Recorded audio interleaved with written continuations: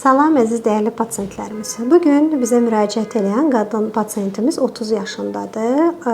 7-8 ay öncə süd vəzdə kütlə hiss edir, ancaq həkimə müraciət etmir.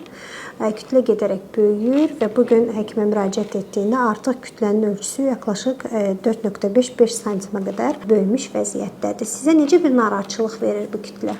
Məndə belə ağrı batma şəklində olur. İynə batma kimi ağrılar. Fibroadenomlar adətən belə bir prezent olur. Belə bu şəkildə, yəni gecə özəlliklə yatağa uzandığınızda iynə batar kimi ağrı olur. Ümumiyyətlə diskomfort varmı? Yəni iç çamaşırınız, sıxılma, narahatçılıq, ağrı, belə bir narahatçılığınız yoxdur. Bəs bu çox bir tipik sualdır, amma atipik də cavab olur həmişə. Niyə bu qədər gec müraciət edirsiniz doktora?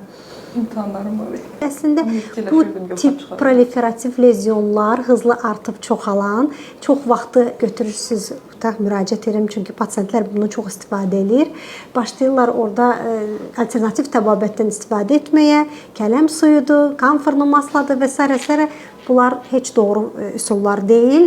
Ən doğrusunu sizə həkiminiz deyəcək, çalışın, mütəxəssisə müraciət eləyəsiniz ki, doğru olanı. Çünki bu tip şeylər də əks göstəriş ola bilir və get-gedə də kütlənin ölçüsünü artıra bilir. Pasientimizə cərrahi önərdik. İndi inşallah detallı şəkildə də danışacağıq. Sizə də diqqətli olmanızı tövsiyə edirəm.